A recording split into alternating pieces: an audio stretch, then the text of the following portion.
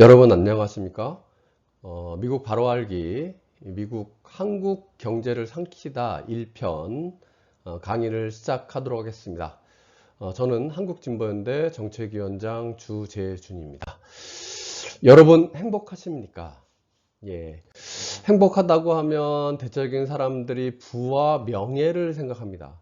하지만 하버드 대학교에서 연구한 결과 1935년부터 75년 동안 700명을 추적한 결과 네 번째 연구 총괄 책임자는 이런 결론에 이르렀습니다.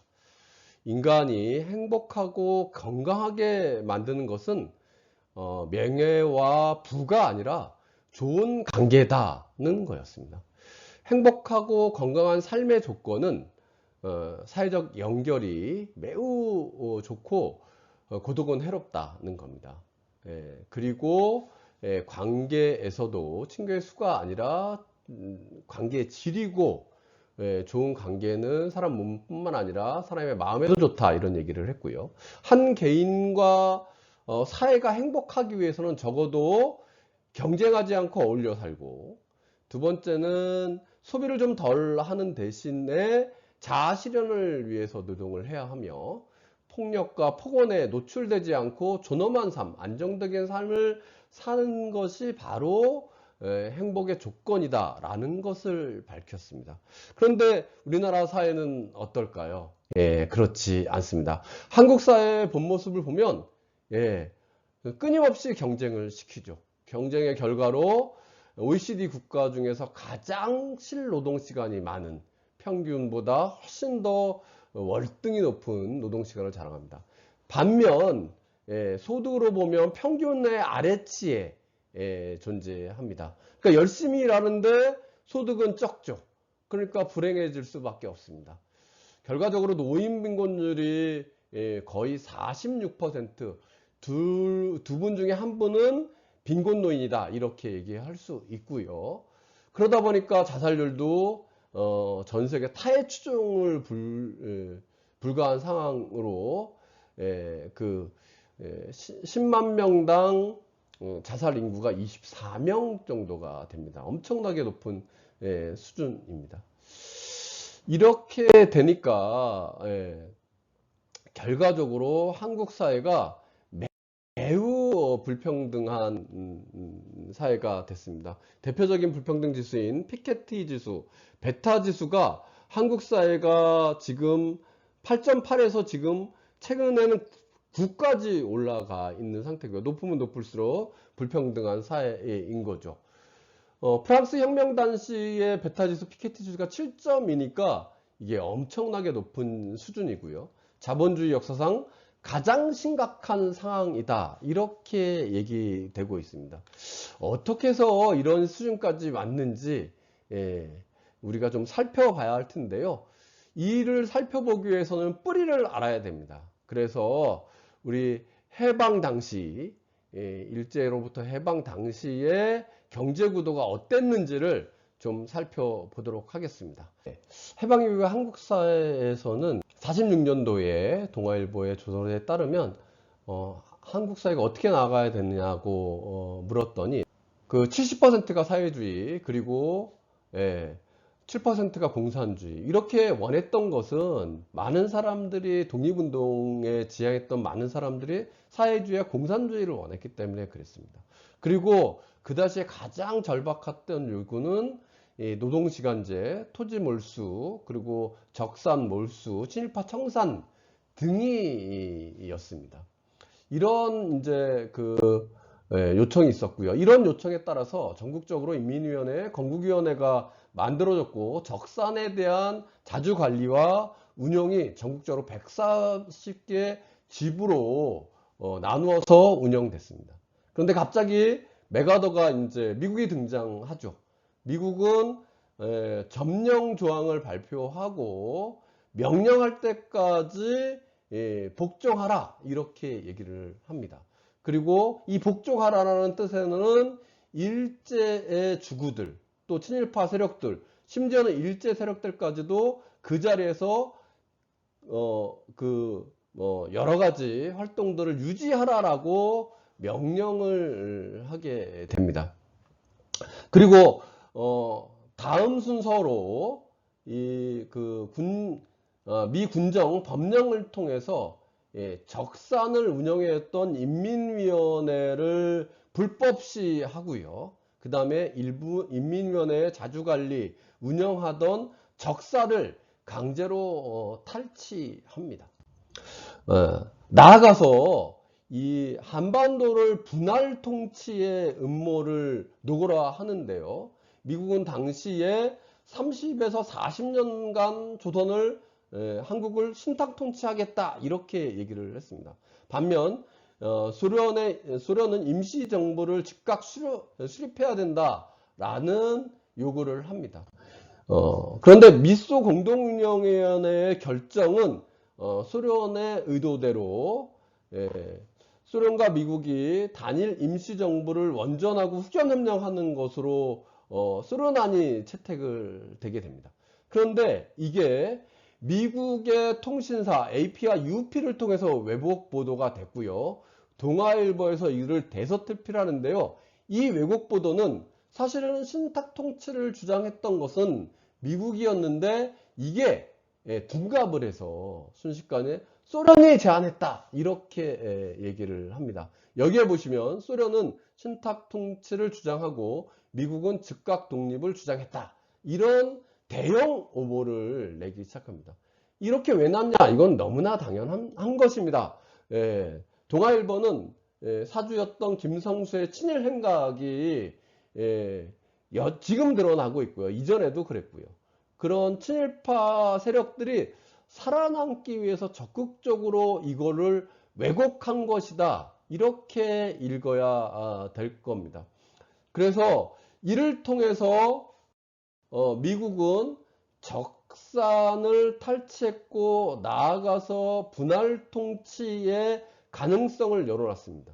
그리고 나아가서 친일파에 대해서 친일파 세력에 대한 면죄부를 주게 되는 것입니다. 친일파 세력의 면죄부는 반민특위 구성됐죠. 그런데 이승만이 반민특위는 위헌적인 것이다. 이렇게 위헌적인 불법적인 것이다. 그래서 강제 해산하고요. 680여 명에 이르는 반민법 위반자의 친일 세력이죠. 이 사람들에게 단 한 명도 실형을 세우지 않습니다.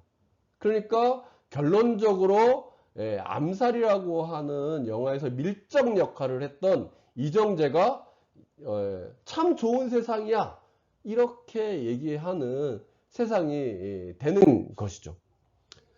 친일파는 당연히 독립되자마자 친일파는 청산의 대상이었습니다.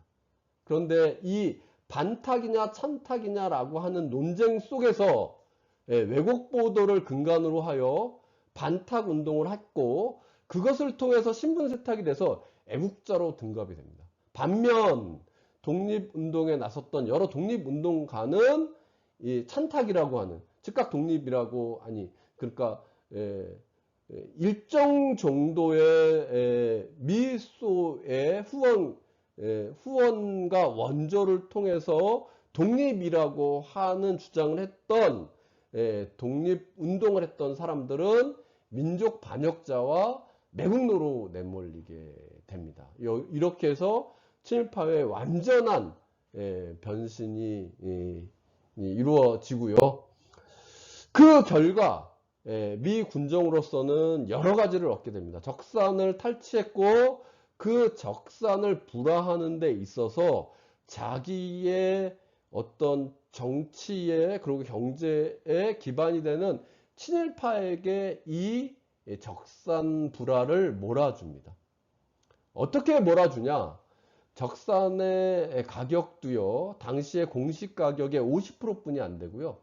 일시금으로 이것을 사는 것이 아니라 10에서 15년 정도의 분할 상환을 조건으로 했습니다.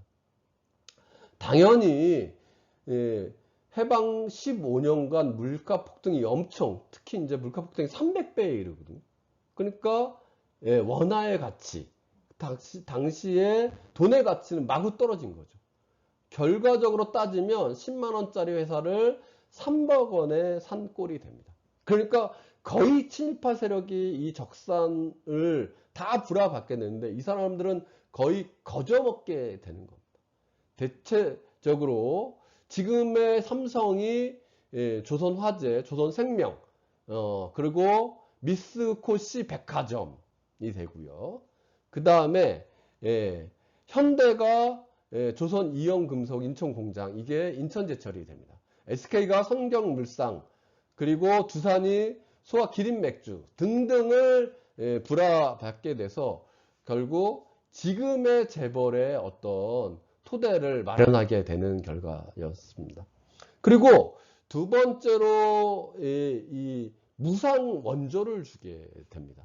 미국에 무상 원조를 주게 되는데, 무상 원조를 받게 되는데요. 이 무상 원조를 받게 되면 이 기금은 한국 마음대로 쓸 수가 없었습니다.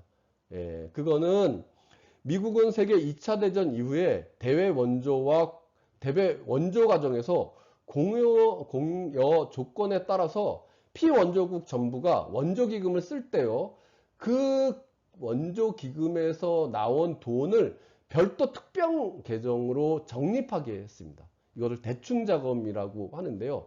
이 대충자금을 쓸 때는 반드시 미국의 사실상의 허가를 받게 했습니다. 결과적으로 무상 원조를 하고요. 무상 원조로 판 기금이 마련되면 그 돈이 마련되잖아요. 그 돈으로 미국은 자기의 무기를 구입하게 하는 그 결과를 낳게 됩니다. 결과적으로 이 무상 원조는요, 말이 좋아 무상 원조지 한국의 농산물 기반을 완전히 붕괴시켰습니다. 주로 면, 방직, 설탕, 밀가루를 다수 수입하게 되면서 이 미국으로서는 잉여 농산물이죠. 남는 겁니다. 그 잉여 농산물을 원조하면서 결국은 한국의 농업 기반이 완전히 붕괴되고요. 밀산업은 지금도 거의 없는 거죠. 그리고 이 소비재를 가공해서 파는 사람들에게는 특혜가 주어진 거죠. 그리고 이 대충 자금으로 결과적으로 미국의 무기를 사다 오는 초기에 어떤 이제 미국의 지배 체계를 만들어내는 결과를 낳게 됩니다. 원조는 지속적으로 확대되고요. 그 다음에 국내 부제품보다 더 많이 도입을 하게 됩니다. 이건 미국의 필요에 의해서, 미국의 가격 안정을 위해서, 가격 폭락을 막기 위해서 하는 것이니까 당연히 우리의 요구보다는 미국의 요구에서 결과로 이렇게 낳게 됩니다. 원조 물자를 받은 재벌들은요, 결과적으로 엄청난 그 큰 이익을 보게 되는데요. 당시에 이병철의 삼성물상, 정주영의 현대상운, 넉키 구인의 이게 LG가 되는 거죠. 반도 상사가 소비재 수익을 다 독점하게 됩니다. 그런데 물가가 폭등하는 거거든요. 그러니까 결과적으로 삼성물산 같은 경우는 51년에 창립됐는데 3억 출자해서 결국 다음 해에 20배인 60억을 벌게 됩니다. 엄청난 이득을 보게 되는 거고요. 인플레로 추가적인 돈을 벌게 됩니다.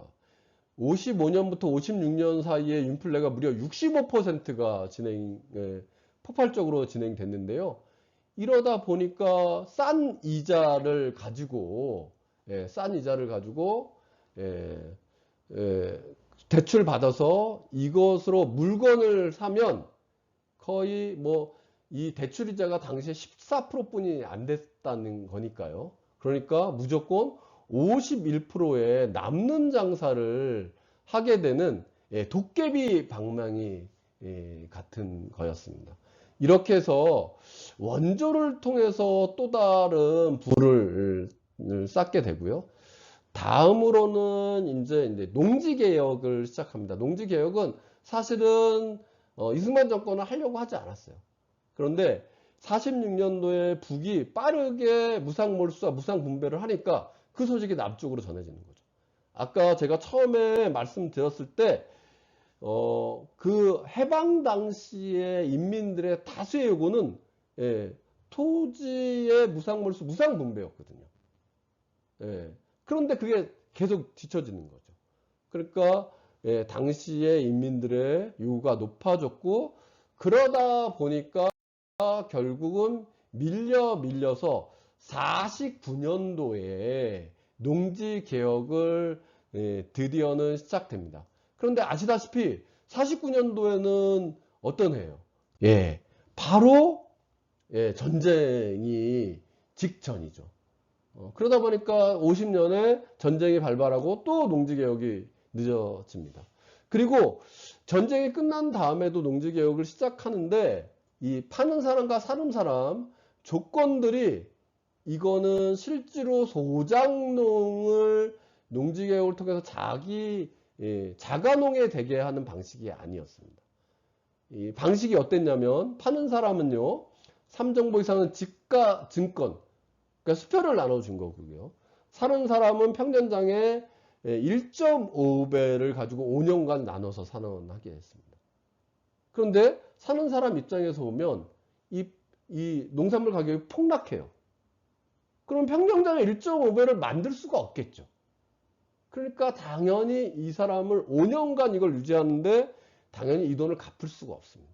그러니까 소작용으로 다시 전락하는 결과를 낳게 되고, 57년도에 농지개혁의 마무리 시점을 보면 소작농이 26%나 됩니다. 농지 배분율도 결국 38%, 39%에 머물기 때문에 결과적으로 농지개혁이 실패하게 되는 결과를 낳게 됩니다. 그러면 왜 실패했냐? 아까 말씀드렸다시피 소작농은 그러니까 농산물 가격이 폭락하니까 소작농은 전락하고요. 지주는요, 이제 거대 지주는 땅을 계속 갖고 있을 수 있죠. 그런데 조그만 지주들은 물가 폭등이 워낙 높기 때문에 갖고 있는 그 수표가 가치가 떨어집니다. 그래서 이거를 빨리 바꿔야 됐어요. 그래서 지가증권을 그러니까 수표죠. 수표를 현금화했고요. 이 현금화한 그 수표들을 상인과 자본가들이 싼 값으로 수매를 합니다. 이게 결국 자본금이 되는 거죠. 자본금. 재벌들의 자본금이 돼서 결과적으로 이 농지개혁은 실패하게 되는 결과를 낳게 됩니다. 해방 이후에 적상불화, 그리고 무상원조, 그리고 잘못된 농지개혁을 통해서 미국은 원하는 것이 명확했습니다. 부의 원시적 축적이 필요했는데 이것을 통해서 화폐의 원시적 축적이 가능했고요. 그 다음에 다른 한편으로 보면 농촌이 파괴됩니다. 농촌이 파괴되고, 농촌이 파괴되는 것은 첫 번째는 무분별한 원조가 되면서 농산물 가격이 떨어지게 되는 거죠. 두 번째는 잘못된 농지개혁을 통해서 다시 소작농으로 전락하게 되는 거예요. 그런데 농촌에서는 먹고 살 수가 없네. 그러니까 어떻게 돼요? 이 분들이 농촌을 떠나서 결과적으로 도시 노동자가 되는 임금 노동자층으로. 그런데 임금 노동자층이 너무나 많이 도시로 몰려가는 거예요. 그러면 어떻게 됩니까? 저임금 체계가 자연스럽게 만들어지게 됩니다. 이 결과로 결국 원시적 축적이 가능하고요. 다른 한편 50년대 말이 되면 미국이 무상원조를 중단합니다. 유상원조로 변경하면서 한국 경제가 급격한 몰락 상태로 빠지게 됩니다. 그게 결과적으로 4.19 혁명의 발단이 되기도 합니다. 자, 여기서 매우 또 중요한 사실을 좀 아셔야 되는데요. 그러면 이승만이 어쨌든 4.19 혁명을 통해서 몰락했어요. 그런데 미국은 그 지배체계를 유지해야 되는데 그걸 어떻게 했냐? 그들은 잘 알고 있었습니다. 이승만이 오래 갈 수 없다는 사실을. 그래서 당시의 국군, 정권의 핵심 인자죠. 군부사였으니까요. 50년대부터 57년까지 무려 7,000명의 군인들을 미국으로 데려가서 교육을 시킵니다. 그래서 이 사람들을 친미 군인으로 양성을 시키고요. 그 대표적인 사람이 박정희라고 얘기할 수 있겠습니다. 이런 정치적 지배를 통해서 4.19 혁명을 뒤집고 미국이 다시 사주한 5.16 군사 쿠데타를 통해서 정치적 지배를 바탕으로 하고요. 이 사항은 사실은 미국은 이 쿠데타 모의를 5.16 군사 쿠데타 한 달 전에 알고 있었다는 사실이 드러나고요. 당시에 댈러스 CIA 국장은 자신이 재임 중에 CIA 해외 활동 중에서 가장 성공을 거둔 것이 5.16 군사 쿠데타다 이렇게 말할 정도였습니다. 왜 이렇게 빨리 그 미국이 4.19 혁명을 두려워했고 사실상 5.16 군사 쿠데타를 사주했냐는 것을 보면 세계적으로 보면 당시에 그 쿠바 혁명이 일어납니다. 그러니까 쿠바 혁명이 자기 이제 코앞에서 쿠바 혁명이 딱 있으니까 이렇게 하다가는 자칫 4.19 혁명이 반미 혁명으로 확장될 수 있다고 하는 두려움, 불안감에서 결과적으로 이 5.16 군사 쿠데타를 사주한 것이고 그 사주한 5.16 군사 쿠데타를 바탕으로 미국은 경제적 지배를 확장합니다. 그 경제적 지배의 핵심판이 아까 말씀드렸다시피 무상 원조에서 유상 원조로 바꾼다고 했잖아요. 그런데 그 유상 원조는 결국 이 유상 원조라는 게 뭡니까? 차관과 함께 유상 원조는 꼬리가 달린 거거든요. 유상으로 돈을 주면 그 돈을 준 사람이 하라는 대로 할 수밖에 없는 겁니다. 그래서 이 차관과 유상 원조는요, 결과적으로 분단 식민지 초과 이윤을 얻기 위한 당시 미국 초국적 자본들의 요구였다라는 겁니다. 아까 이제 그 초창기 해방 직후에 원시적 자본 축적이 있었다면 결과적으로 이 유상 원조와 차관을 통해서 다시 자본 축적이 일어나게 됩니다. 이 차관을 그럼 누가 주냐? 전면적으로 들어온 게 일본의 차관이었죠. 56년도 여기 55년이라고 했는데 65년입니다. 65년도에 그 한일 협정을 맺게 되고요. 한일 협정에서 나온 얘기가 바로 원조였습니다. 기시노부스케와 김종필이 만나서, 기시노부스케는 박정희가 가장 존경한다는 사람이죠. 그리고 아베의 외할아버지입니다. 이 사람과 김종필이 만나서 비밀 협약을 통해서요, 3억 달러의 무상 자금, 무상 원조, 그리고 2억 달러의 차관을 받으면서 대일 청구권을 완전히 포기하는 거죠. 대국민 굴종 협정을 맺게 되고 거대한 국민적 저항이 있었음에도 불구하고 한일 국교 정상화 협상을 맺게 됩니다. 이것을 통해서 결국은 미국과 일본은 한국의 경제 지배를 확장해 갑니다. 예컨대 일본의 기업체는 이 차관을 통해서요, 60년대 33개 기업에서 70년부터 74년이 되면 무려 230개로 늘어납니다. 마산의 수출 자유 지역 같은 경우는 노동권이 완전히 빼앗긴 강제 노동을 해야 됐었고요. 그 다음에 70년대가 되면 한국의 일본의 독점 자본들이 확대돼서 전기 기기 산업의 70%, 강판 산업의 60%, 시멘트 산업의 50%는 다 일본의 대기업 자본들이 갖게 됩니다.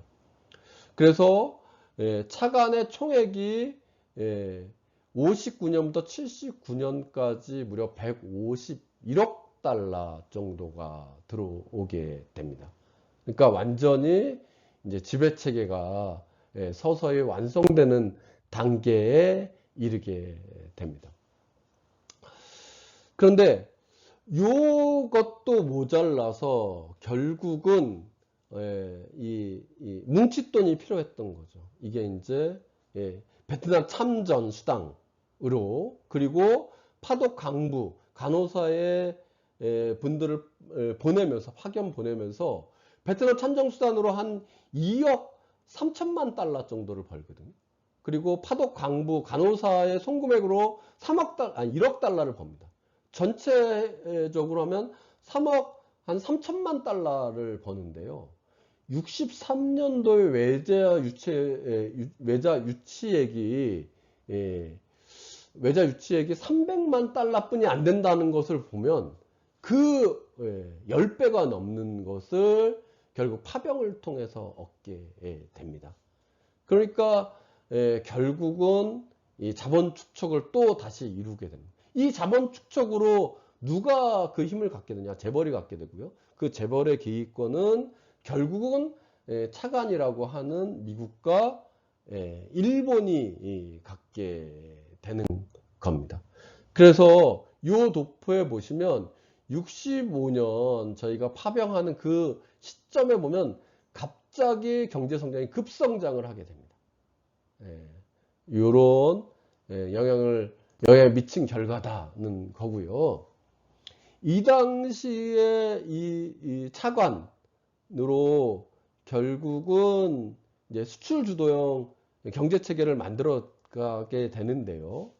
이 대표적인 수출 주도형 모델이 OEM 방식이었습니다.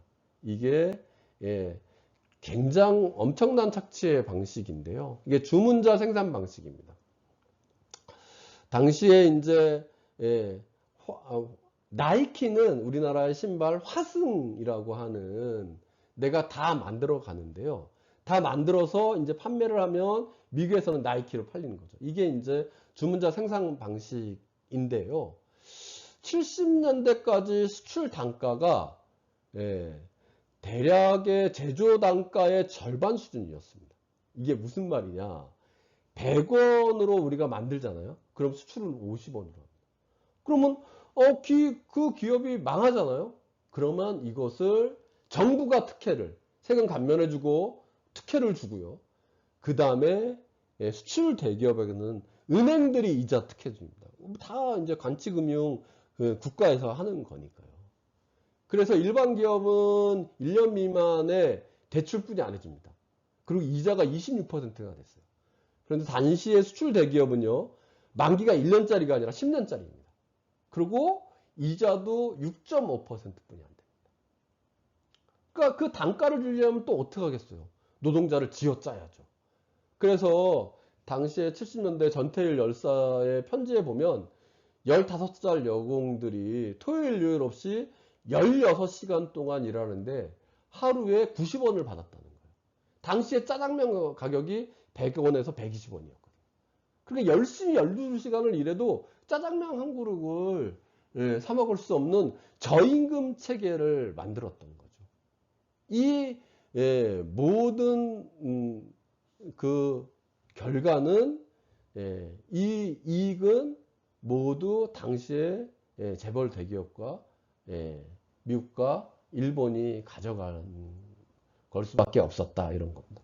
이 시스템을 만들었던 것은 결과적으로 저고가 정책이다. 아까도 말씀드렸는데요. 저고가 정책을 지속하고 하다 보니까 결국은 농민들이 더 이상 농촌에서 할 수 없고 도시 노동자로 될 수밖에 없었던 거고요. 그 규모가 어느 정도냐? 1960년대부터 1970년대까지요. 무려 680만 명의 농촌 인구가 도시로 밀려갑니다. 당연히 도시의 노동자는 넘쳐나는 거죠.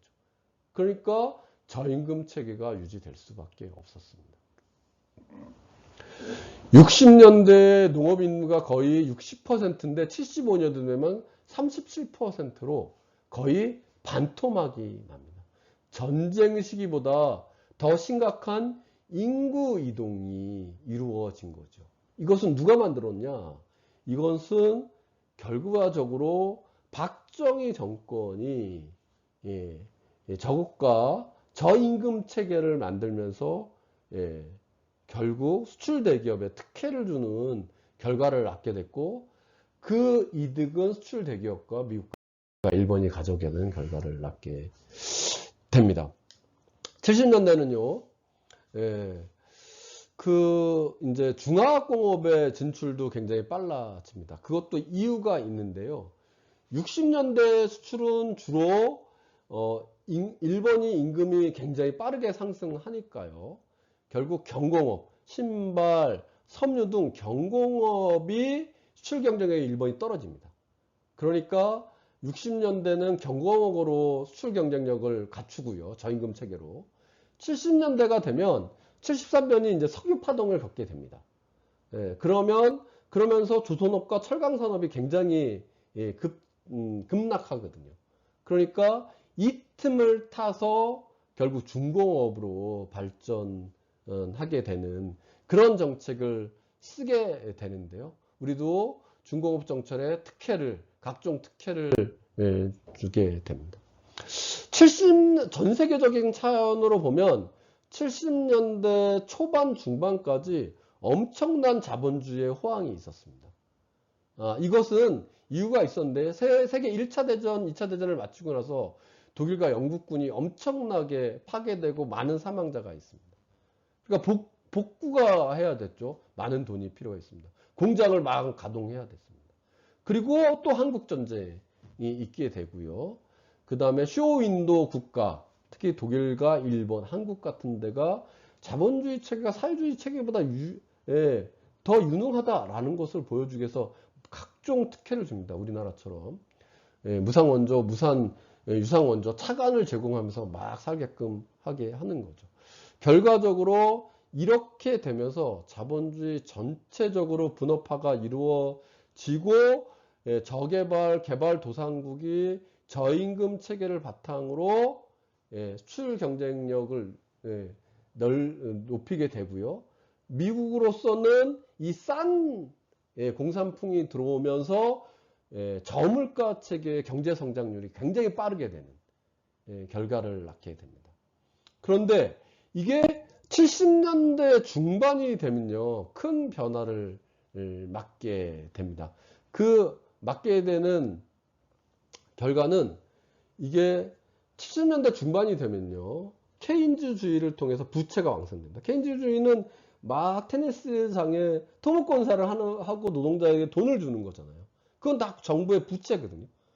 그게 이제 사실은 굉장히 오래 또 2차 대전 이후에도 지속되니까 부채가 굉장히 많이 쌓이게 되는 겁니다. 그리고 테드 포일러 시스템이라고 하는 노동 생산성도 정체가 되죠.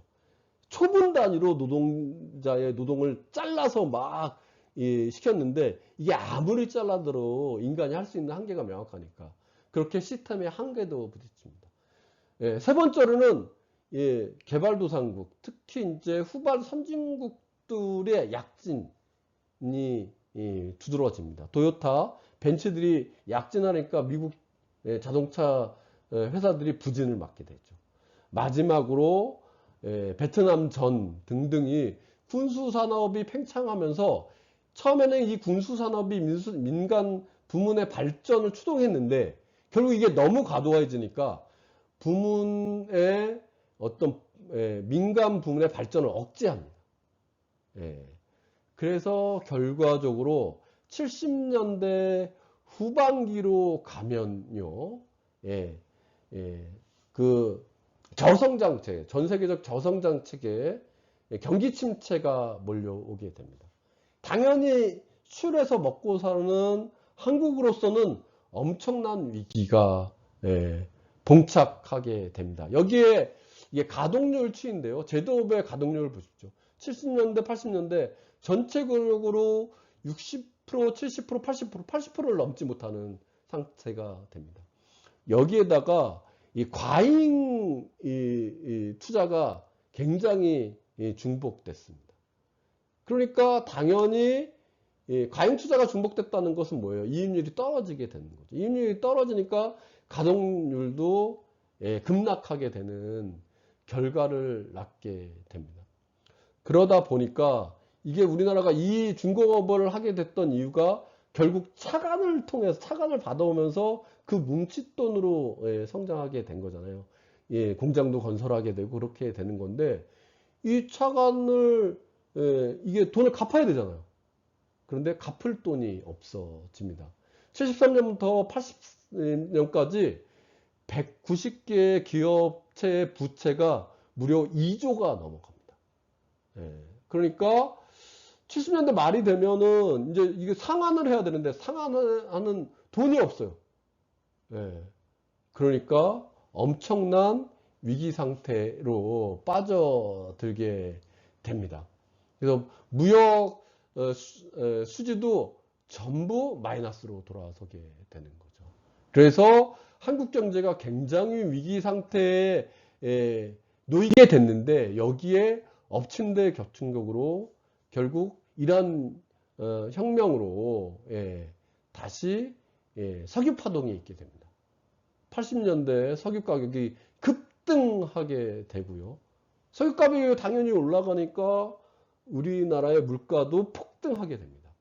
당시의 부마 항쟁은 무려 20%의 인플레, 물가 폭등에 항의하는 노동자로부터 부마 항쟁이 부산, 마산 지역이 수출 자유 지역으로 노동자들이 집중 지역이었고 저임금 체계였었는데 물가가 폭등하니까 더 이상 살 수 없다고 들고 일어난 게 부마 항쟁의 핵심이었습니다. 그래서 결과적으로 굉장한 위기 상태에 빠지고 당시의 전태일 노동자, YH 노동자들이 다 이런 맥락에서 거대한 분노의 표출이 일어났던 것입니다. 그렇게 해서 결국 해방 이후에 이 80년대, 70년대 말 80년대까지 이 미국을 이유로 해서 결과적으로 재벌을 키웠고 친일파를 득세시켰고 재벌을 키웠고 그 피땀은 노동자의 착취로부터 나타났다. 이렇게 말씀드릴 수 있겠습니다. 예, 여기까지 미국 한국 경제를 삼키다 1편 강의를 마치도록 하고요. 2편 당연 이어가도록 하겠습니다. 수고하셨습니다.